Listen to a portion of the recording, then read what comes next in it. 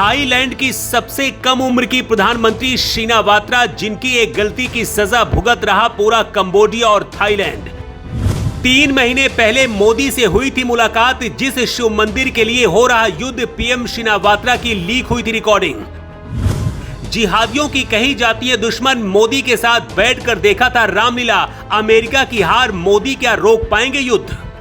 Cambodia Thailand के युद्ध से 6 देशों की चिंता बढ़ गई है। एक बड़ा मुस्लिम देश भी घबराया हुआ है। युद्ध को रोकने के लिए अमेरिका की एंट्री हो गई है और राष्ट्रपति ट्रंप ने थाईलैंड और कंबोडिया को चेतावनी दी है कि अगर युद्ध नहीं रोका तो अंजाम दोनों देश भुगतेंगे। ट्रंप ने कंबोडिया के प्रधानमंत्री और थाईलैंड के कार्यवाहक पीएम को फोन मिलाया है। ये बात खुद ट्रंप ने बताई है, लेकिन थाईलैंड और कंबोडिया दोनों देशों ने अमेरिका की फजीहत कर दी है। कंबोडिया और थाईलैंड दोनों ही देश बौद्ध धर्म को मानने वाले हैं, लेकिन युद्ध के मैदान में कोई पीछे नहीं रहना चाहता है। लेकिन क्या मोदी इस युद्ध को रोक पाएंगे? क्योंकि इन दोनों देशों के बीच युद्ध की वजह एक शिव मंदिर है और इस शिव मंदिर का रिश्ता भारत से है। शिनावात्रा थाईलैंड की सबसे कम उम्र की प्रधानमंत्री रही हैं। अप्रैल में जब मोदी थाईलैंड गए, उस दौरान शिनावात्रा के साथ बैठकर मोदी ने रामलीला देखी थी। शिनावात्रा को कट्टर मुस्लिम विरोधी माना जाता है, लेकिन शिनावात्रा के प्रधानमंत्री की कुर्सी छोड़ते ही कंबोडिया के साथ युद्ध क्यों शुरू हो गया, उससे पहले शिनावात्रा को पद से क्यों हटाया गया, ये जान लीजिए। शिनावात्रा की एक कॉल रिकॉर्डिंग लीक हुई थी, जिसमें वो अपने दुश्मन देश कंबोडिया के एक बड़े नेता हुन सेन से बातचीत कर रही थी।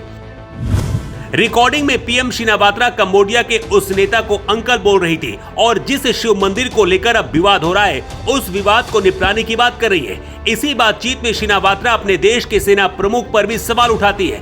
इसी बात को लेकर विरोधियों ने मुद्दा बनाया। मामला थाई सुप्रीम कोर्ट में पहुंचा और कोर्ट ने जांच पूरी होने तक उन्हें पीएम के पद से हटा दिया। जैसे ही शिनावात्रा पीएम के पद से हटी, दोनों देशों के बीच युद्ध शुरू हो गया।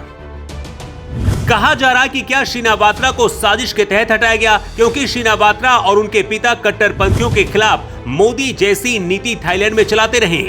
शिनावात्रा के पिता थाकसिन 2004 में जब थाईलैंड के पीएम थे, उस दौरान कुछ कट्टरपंथी अलग देश बनाने की मांग कर रहे थे और प्रदर्शन कर रहे थे।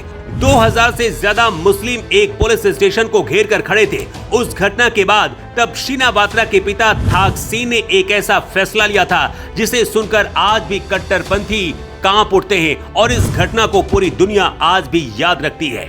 उस दौरान प्रदर्शन कर रहे हजारों मुस्लिमों को पुलिस ने पकड़कर उन्हें निर्वस्त्र किया और उनके हाथ पीछे बांध दिए थे। इसके बाद ट्रक बुलाए गए थे। 26 ट्रकों में ठूस कर 150 किलोमीटर दूर सभी को फेंक दिया गया था। कई बार तो ऐसी मांग भारत में भी उठती है कि ऐसी कार्रवाई भारत में भी होनी चाहिए।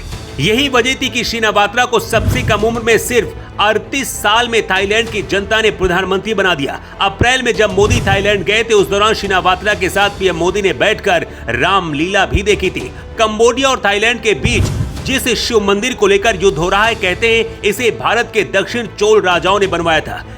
तब भारत का विस्तार कंबोडिया और थाईलैंड से भी आगे था। अमेरिका की धमकी के बाद भी दोनों देशों ने युद्ध नहीं रोका है। ऐसे में अब भारत की एंट्री हुई है, क्योंकि इस युद्ध से सिर्फ 2 नहीं बल्कि पड़ोस के 6 देश भी डरे हुए और इसका असर भारत तक होगा। चीन, वियतनाम, लाओस, मलेशिया के साथ साथ भारत भी चिंता में है।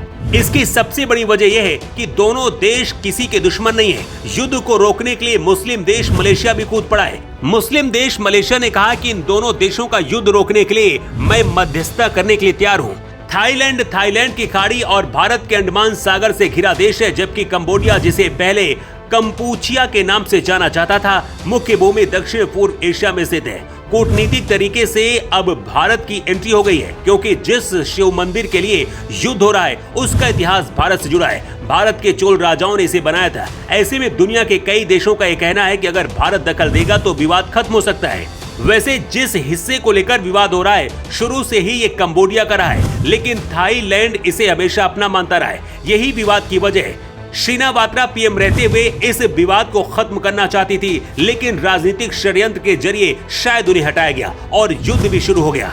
अमेरिका ने धमकी दी है कि अगर दोनों देश विवाद नहीं खत्म करते हैं तो अमेरिका दोनों देशों के साथ व्यापार नहीं करेगा, लेकिन ये धमकी भी काम नहीं आ रही है और आखिरी उम्मीद अब भारत ही दिख रहा है। आपको क्या लगता है, क्या भारत को दखल देना चाहिए? अपनी राय आप जरूर दें।